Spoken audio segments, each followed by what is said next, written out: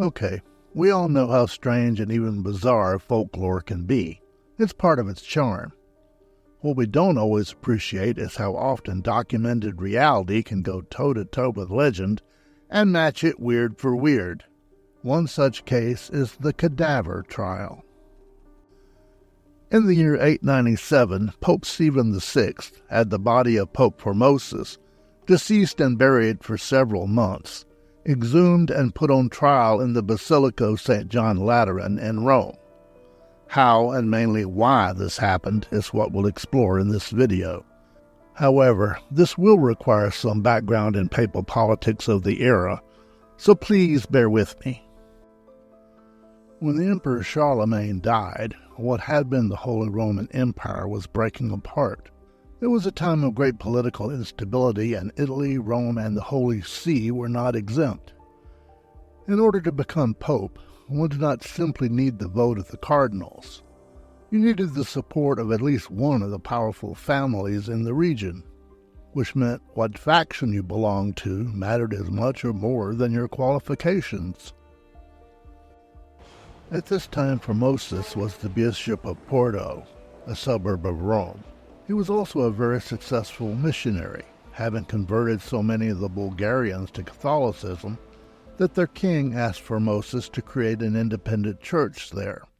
The Pope at the time, John VIII, refused the request. More, Pope John thought Formosus was getting a little too popular. This wasn't simple jealousy or paranoia.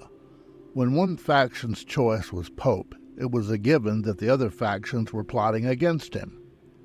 In the case of John VIII, his own faction apparently got tired of him. He was first poisoned and then finished off with a hammer when he wasn't dying fast enough. But by then he had already excommunicated Formosus. Marinus I, John VIII's short-lived successor, reversed Formosus's excommunication and restored him as Bishop of Porto. He managed to keep himself out of trouble through two more short papal reigns, Adrian III and Stephen V, before being elected pope himself in the year 891.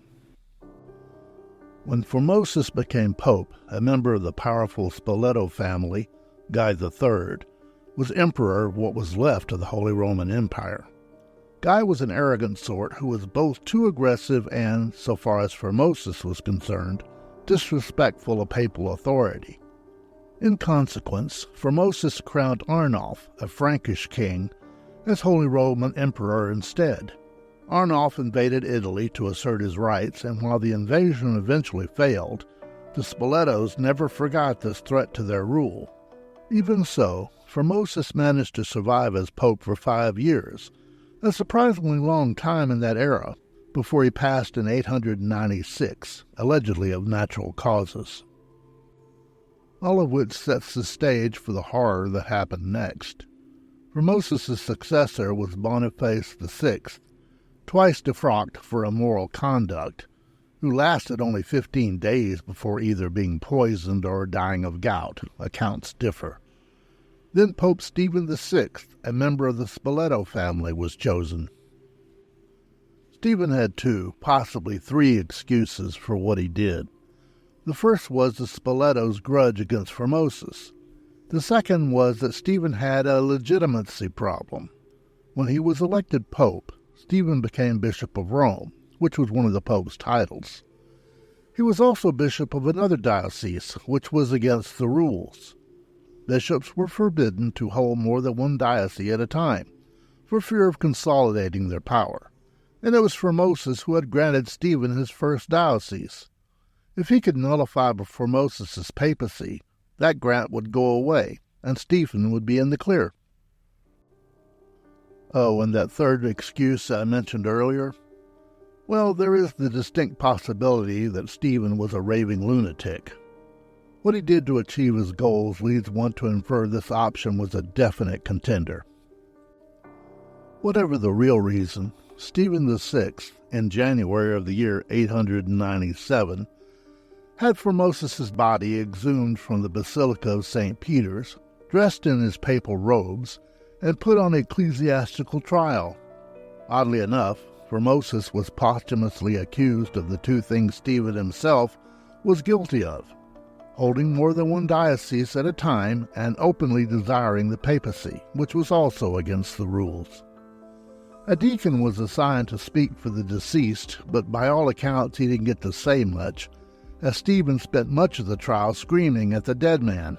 The result was about what you would expect. Formosus was found guilty on all charges. Since they couldn't very well make him any more deceased, his punishment was that the 3 fingers he had used to dispense blessings were chopped off, his papal robes stripped, and his papacy nullified. Formosus was then reburied in a plain grave, but Stephen changed his mind and had his body dug up one more time and dumped in the Tiber River. The aftermath of the Synodus Horrenda, as it became known, was short but not very sweet for Stephen VI. He was seized and imprisoned by the people of Rome, basically for being a monster. He was later strangled in his cell by supporters of Formosus after a reign of just over a year. Formosus's body was later recovered and reburied properly in St. Peter's Basilica, where it resides to this day. Thus ended probably the strangest ecclesiastical trial ever held, and that's saying something. The later pope expressly forbid posthumous trials to make sure a dreadful synod never happened again. And so far it hasn't. Human nature being what it is, however, I wouldn't rule out the possibility of it being eclipsed sooner or later.